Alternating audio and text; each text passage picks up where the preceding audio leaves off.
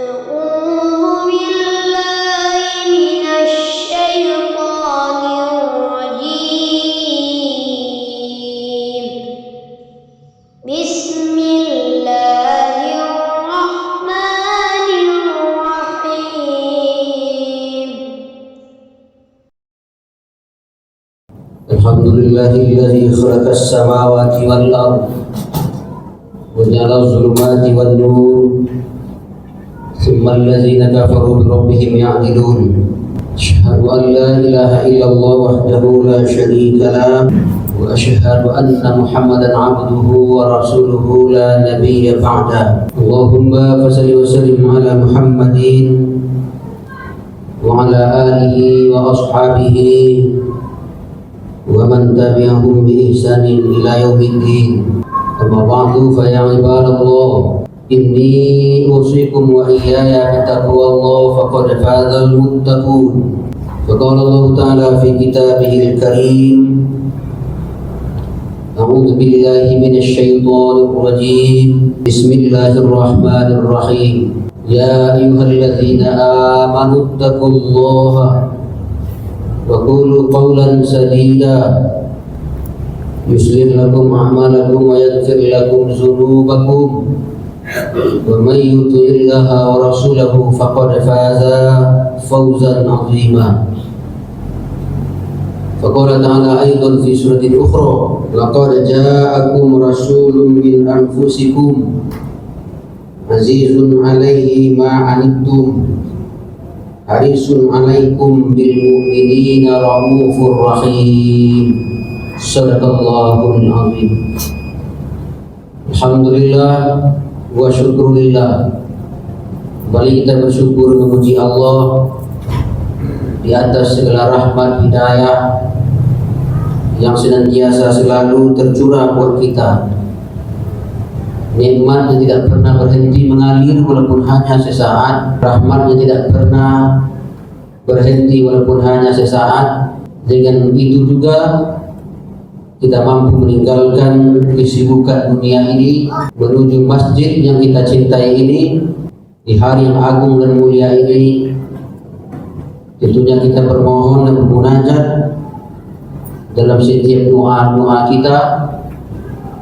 Kiranya ibadah sholat Jumat yang kita laksanakan ini merupakan Jumat yang paling terbaik di antara Jumat-Jumat yang telah kita tunaikan sepanjang hayat ini. Selawat dan salam kita sampaikan untuk junjungan kita Nabi Muhammad sallallahu alaihi wasallam. Allahumma sholli ala Muhammad wa ala ali Muhammad. Kemudian khatib mengingatkan sekaligus mengajak kepada semua jemaah yang hadir dalam masjid ini ataupun yang mendengar khatib berkhutbah untuk senantiasa selalu meningkatkan iman dan takwa, istiqomah dengan keimanan dan ketakwaan itu. Sekali bersyahadat sampai akhir kalam yang kita baca itu juga bacaan syahadat. Man kana akhiru kalami la ilaha illallah dakhala jannah. Siapa kata Nabi yang akhir kalamnya la ilaha illallah dakhala jannah, pasti masuk ke dalam surga. Bukankah cita-cita tertinggi kita adalah masuk ke dalam surganya Allah Subhanahu wa ta'ala? Dan semoga kita yang hadir ini semuanya dimudahkan oleh Allah untuk menuju surganya. Amin ya rabbal alamin. Kaum muslimin jemaah Jumat yang dirahmati Allah Subhanahu wa ta'ala, hari ini Jumat bertepatan dengan tanggal 14 Rabiul Awal 1444 Hijrah. Mungkin sebahagian ada yang hari ini tanggalnya baru 13 Rabiul Awal.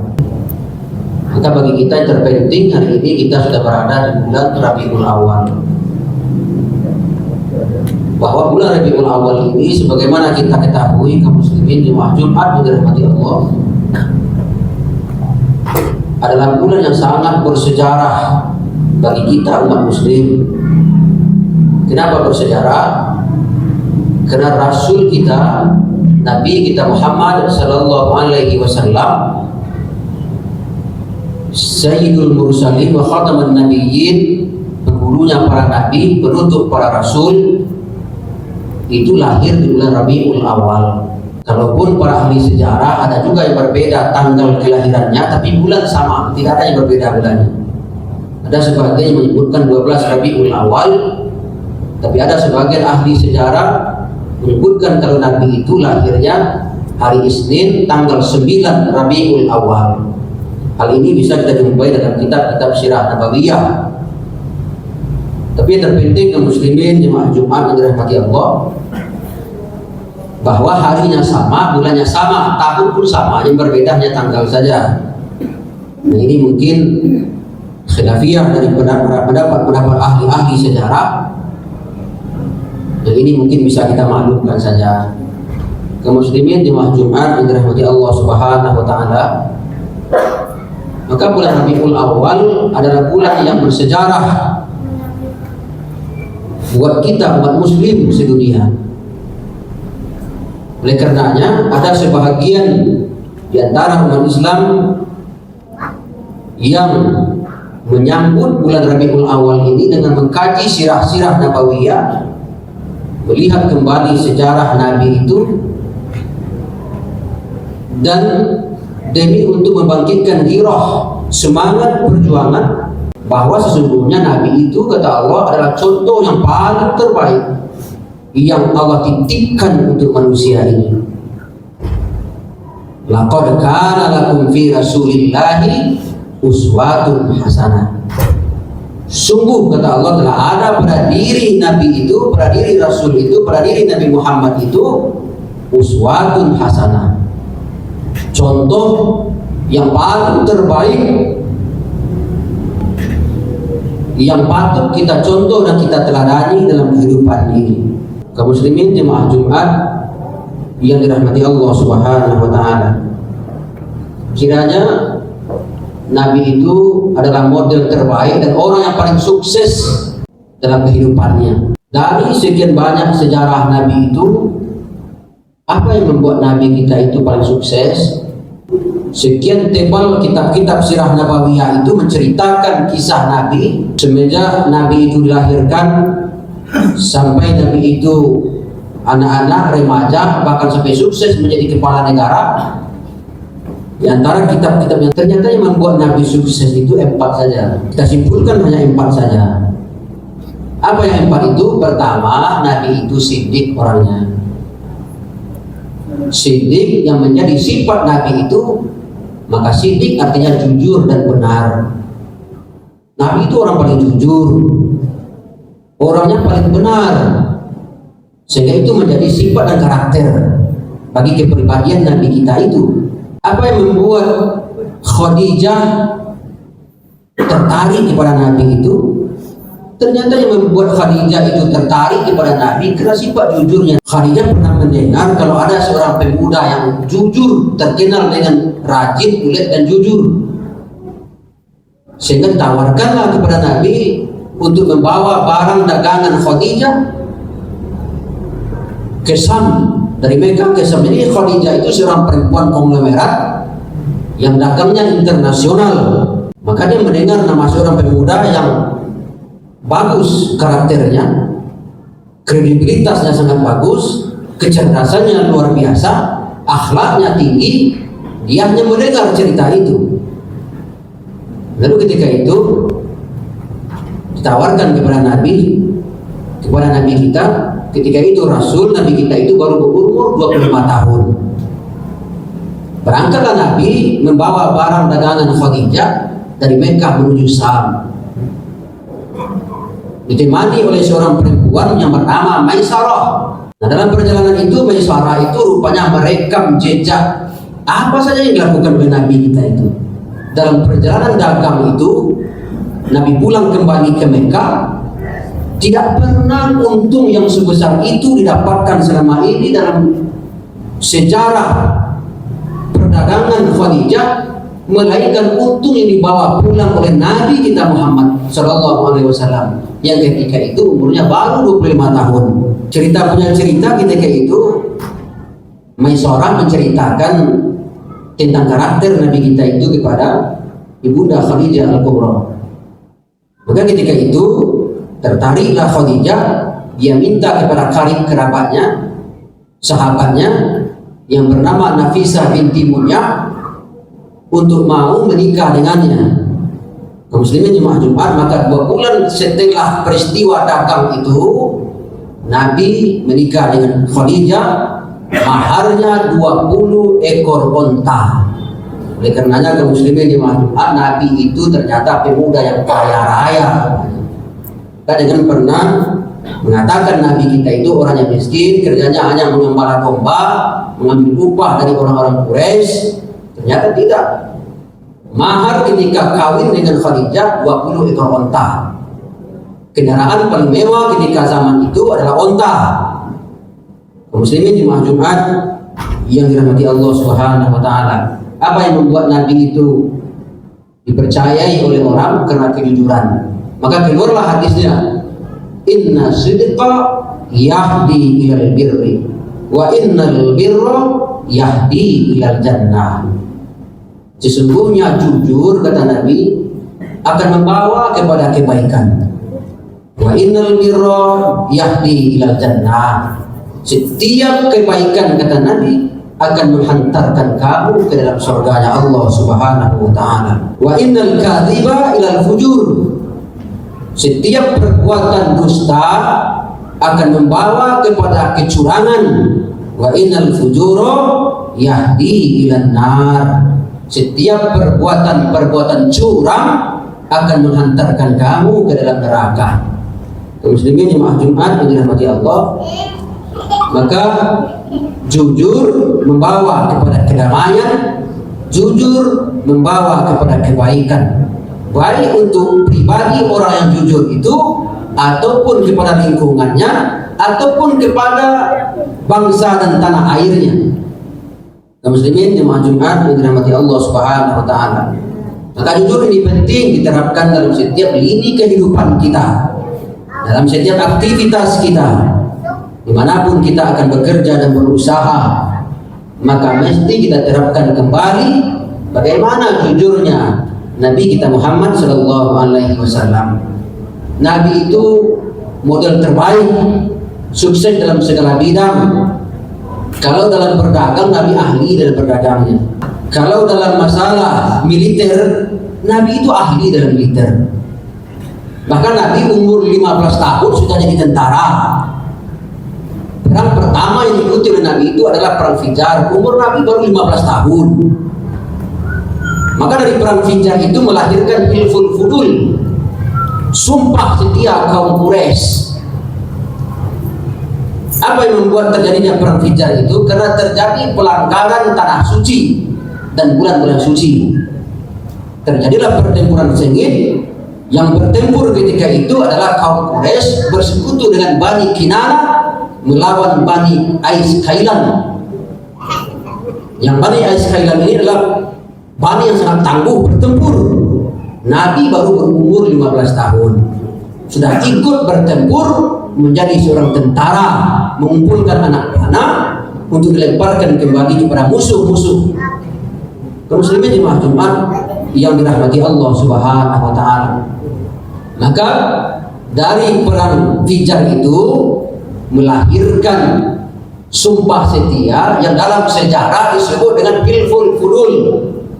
Apa itu isi Hilful Fudul itu? Sumpah setia kaum Quraisy itu bersatu mereka. Siapa saja di antara kaum Quraisy yang teraniaya, maka semua akan ikut membela berdiri di pihaknya. Tidak satu pun orang Quraisy yang boleh teraniaya.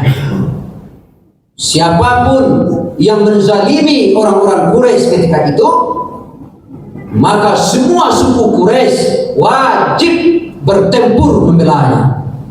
Ini perjanjian Hilful Fudul. Cikal bakalnya karena terjadinya peristiwa peperangan pertempuran yang disebut dengan perang Fijar itu. Umur Nabi baru 15 tahun di saat itu. Kaum muslimin jemaah Jumat yang dirahmati Allah Subhanahu wa taala. Maka ketika Nabi diangkat menjadi Rasul, Nabi menyebutkan dalam hadisnya, tidak ada satupun perjanjian yang pernah aku cintai, kata Nabi, yang pernah aku hadiri pertemuannya kecuali pertemuan di rumah Abdullah bin Juz'an ketika terjadi peristiwa Hilful Fudul. Andaikan hari ini, kata Nabi, setelah Islam ini maju, andaikan pertemuan perjanjian itu diadakan kembali dan aku diundang, maka aku orang pertama yang ikut hadir dalam undangan itu. Kaum muslimin jemaah Jumat yang dirahmati Allah Subhanahu wa taala. Ini menunjukkan betapa Nabi itu mencintai persatuan dan kesatuan.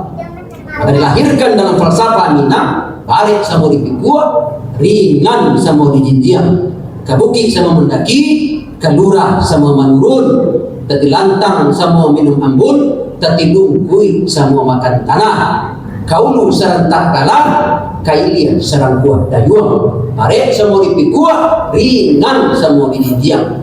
Santiangnya orang Minang mengambil ini menjadi pembelajaran dalam setiap lini kehidupan. Kaum muslimin jemaah Jumat yang dirahmati Allah Subhanahu wa taala. Maka Nabi ternyata mengajarkan akan nilai-nilai persatuan dan kesatuan. Tidak ada satupun yang mampu untuk mengalahkanmu jika engkau, hai umat muslim, bersatu. Jadilah kamu seperti lebah.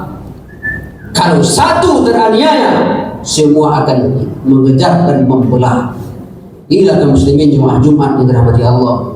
Kiranya hari ini mungkin persatuan dan kesatuan ini perlu kita galakkan kembali dalam setiap lini kehidupan kita. Dan khusus bagi kita orang-orang muslim hari ini, kaum muslimin jemaah Jumat yang dirahmati Allah. Apa intinya? Belajar kita dengan sejarah. Bagaimana Nabi ini dulunya mampu membentuk umat dengan sangat kokoh, karena Nabi mampu menyatukan, mengikat tali persatuan yang kokoh. Kaum muslimin jemaah Jumat yang dirahmati Allah Subhanahu wa taala. Intinya adalah Nabi itu orang yang paling jujur, beliau orang yang paling benar. Kemudian apa lagi yang membuat Nabi itu sukses? Nabi itu orangnya cerdas dan pintar. Maka tidak mungkin Nabi itu orangnya bodoh. Nabi itu orangnya pintar dan cerdas. Dengan kecerdasan Nabi sehingga beliau mampu memanage sebuah negara. Coba bayangkan kaum muslimin jemaah Jumat yang dirahmati Allah Subhanahu wa taala. Nabi pindah dari Mekah ke Yasrib. Madinah itu sebelum namanya Madinah namanya Yasrib.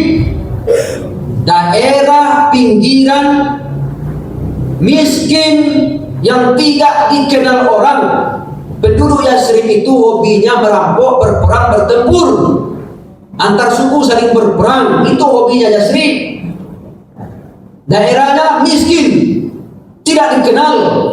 Tapi Nabi disuruh pindah oleh Allah, hijrah. Dalam sejarah Nabi, tidak ke daerah yang maju, Nabi disuruh pindah oleh Allah. Apa salahnya Nabi pindah ke negara Sam? Negara Sam adalah negara perdagangan, maju negaranya. Kalau Nabi ingin sukses dan kaya, tentu lebih kaya. Nabi lebih memilih negara Sam ketimbang Yasrib. Tapi Nabi diperintah pindah ke Yasrib oleh Allah yang Maha Kuasa. Apa yang terjadi di Yasrib itu? 10 tahun Nabi menjadi presiden di Yasrib. Nabi membuktikan janji-janjinya, mewujudkan janji-janjinya, bukan janji-janji manis disampaikan oleh Nabi kepada umat ketika itu, tapi janji yang disampaikan oleh Nabi itu diwujudkan dalam tindakan dan perbuatan. Ini yang disebut dengan siddiq, itu Nabi. Antara ucapan dan perbuatan seiring seia sekata. Muslimin jemaah Jumat, 10 tahun Nabi membangun di Yasrib. Apa yang terjadi? Dibalikkan keadaan oleh Nabi. Yasrib dirubah namanya menjadi negara metropolitan, menjadi Madinah Al-Munawwarah, kota yang bercahaya, kota yang terkenal.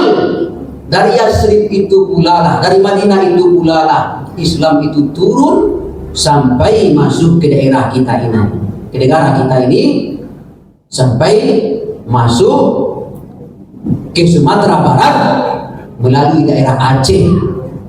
Muslimin jemaah Jumat yang dirahmati Allah Subhanahu wa taala. Ini fakta-fakta sejarah. Kalau kita hari ini mencontoh Nabi, mengikuti Nabi, mari kita pelajari bagaimana kehidupan Nabi itu hingga menjadi orang sukses. Apa sebetulnya yang dilakukan oleh Nabi sehingga dia menjadi sukses dalam kehidupannya. Kaum muslimin jemaah Jumat yang dirahmati Allah Subhanahu wa taala. Kemudian Nabi amanah. Nabi itu amanah orangnya.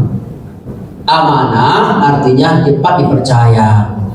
Gelarnya disebut Al-Amin, orang yang dapat dipercaya. Nabi itu amanah orangnya. Kalau dia diberikan pekerjaan, pantang pekerjaan itu tidak dilaksanakan.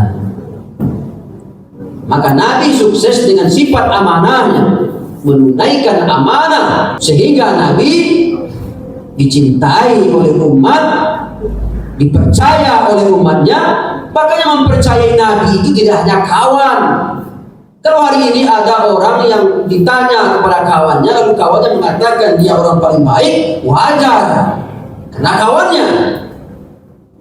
Tapi Nabi itu yang mengatakan dia adalah orang baik, bukan kawannya, musuhnya malah mengakui kalau Nabi itu orangnya paling baik. Lawan dan kawan mengakui kehebatan akhlak Rasul itu. Kalau dia adalah orang yang jujur, dia adalah orang yang cerdas, dia adalah orang yang paling amanah dalam kehidupannya. Maka hari ini kaum muslimin jemaah Jumat yang dirahmati Allah, kiranya dari sekian panjang lebarnya sejarah Nabi itu, tempat ini yang membuat Nabi itu ternyata sukses dalam setiap kerjaannya, dalam setiap tindakannya. Maka dia diabadikan oleh Allah Subhanahu wa taala, diakui, dicantumkan oleh Allah dalam firman-Nya, laqad kana lakum fi Rasulillahi uswatun hasanah. Sungguh telah ada pada diri Rasul itu, pada diri Muhammad itu uswatun hasanah. Artinya apa? Kalau kamu ingin mencari contoh, ada pada diri Muhammad. Kalau kamu ingin mengambil pembelajaran, lihatlah diri Muhammad. Di situ ada pembelajaran yang dapat kamu jadikan teladan dalam setiap lini kehidupan. Menjadi seorang pejabat, Nabi juga adalah seorang pejabat. Beliau menjadi seorang presiden, menjadi kepala negara. Jika kita diamanahi menjadi seorang tentara, lihat Nabi juga seorang tentara. Bahkan 15 tahun umurnya Nabi sudah bertempur menjadi seorang tentara yang tangguh dan hebat. Menjadi seorang ekonomi, Nabi juga pedagang yang unggul. Oleh karenanya kaum muslimin, menjadi seorang pendidik, Nabi adalah guru bagi sahabat-sahabatnya.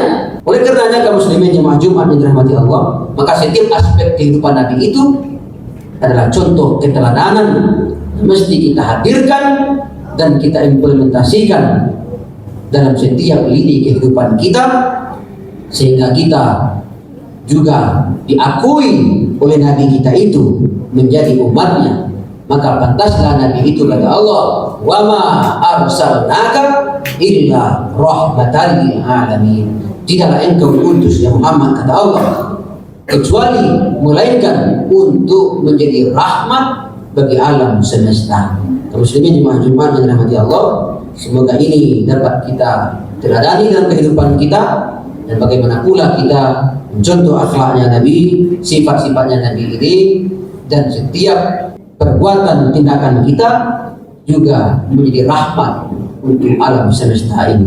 Fattabi'u ya ulil absar la'allakum turhamun.